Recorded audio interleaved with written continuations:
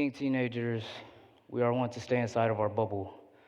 And not just teenagers, but sometimes as adults as well, but especially inside high school. High school exposes us to many different elements that cause us to become self conscious about not only our interests, but also the decisions that we make. Curious as to what it takes to grow as a person and improve your character, I decided to do a little research. It was then that I was led to the idea of the comfort zone.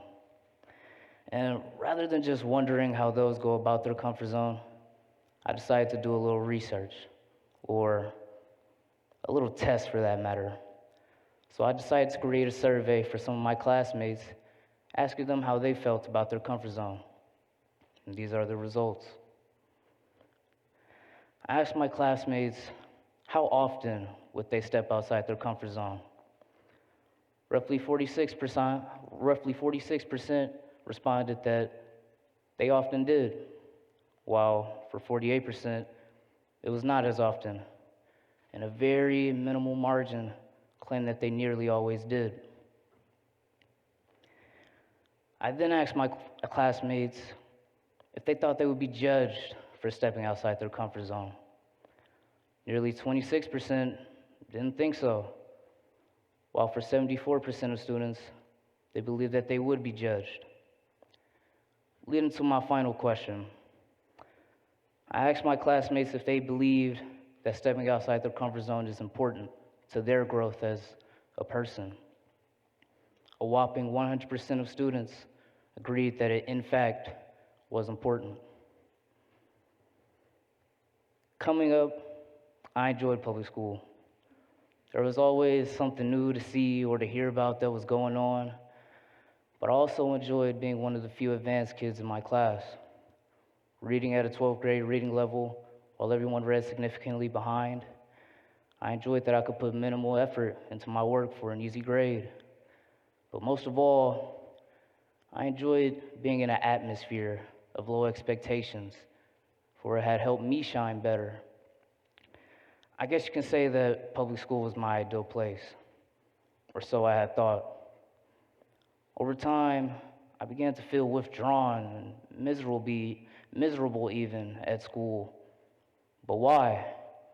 I had everything that I could ever want. I began to ask myself things like, how is this beneficial? Was I selling myself short? Did my accomplishments really mean anything? As these thoughts continued to course around my brain, I desperately longed for change. So it was then that I made the move toward private school. It seemed like the perfect idea, a new start to something different. But before going about my newfound goal, I would need to first get through a place that I've been trapped in for far too long. I would need to break through the comfort zone. But first, what exactly is a comfort zone? The comfort zone is a psychological state in which things are familiar to a person and they are at ease and in control within their own environment, while also experiencing low levels of stress and anxiety. This will be my first big step, to leave this space. Within this space, things were easy. I felt safe and content and secure, but those feelings of going nowhere continued to pull at me every single day. But it was those feelings that had pushed me outside my comfort zone to go on and transfer schools. Although stepping past the comfort zone would just be the first step of many, next, I would need to proceed through the fear zone. The fear zone is a psychological state in which an environment or situation is unfamiliar to a person, which links to fears of rejection, failure, and thoughts of the worst possible outcome. It was here that I began to lack self-confidence, become overly nervous, and doubt myself significantly. I kept finding excuses as to convince myself of staying in public school. I constantly questioned, would I fit in? Will I even like private school? Or was I just getting way too ahead of myself? I thought about my friends. I couldn't just leave them. I also wondered what people would think of me. Like, look at him, trying to be somebody. He trying to do something with his life. Like he better than us or something. Not at all. But subsequent to those thoughts, I had to keep my goals in mind. And so with that, I made it official. Signed the papers and opened the door through that fear zone. After a rocky first semester of private school and a failed geometry class later, it was no question that I hit a couple bumps in the road, but I managed to acquire the proper skills to move accordingly. Then it was then that I began to land within the learning zone. The learning zone is a psychological state in which a growth mindset has been developed and you are willing to take on new challenges, while also understanding the things that we can't control by responding to them instead. By the second semester, I had gotten accustomed to some of the things that I had faced and confident to overcome the challenges ahead of me. By this point, I had gotten my feet wet, so I knew how the water would feel. I learned to study, put in time, manage time, prioritize commitments, and choose my priorities. And soon after, I managed to earn my very first 4.0, which may not seem like much to some, but has shown me that I could accomplish any goal, even if it had seemed out of reach. Hell, it felt like I had shot for the stars and landed on the moon. But gritting my way through the learning zone, I would arrive at the final stage, the growth zone. The growth zone is a psychological state in which you have achieved your optimal success. Making it to the growth zone is what makes leaving the comfort zone worthwhile. It is here that all your hard work and commitment has gotten to pay off. Through the growth zone, I became comfortable with trying new things. I joined student leadership and welcomed 2 new classes of students. I did track and field and learned many new events. I even tried out for basketball, a sport that I was ironically never good at, but I tried it. Also did high school football for the 3 years I've been at a private school. But through these things that I have tried and experienced, I've been able to grow my character significantly. Through football, I was able to gain discipline and learn the value and importance of teamwork.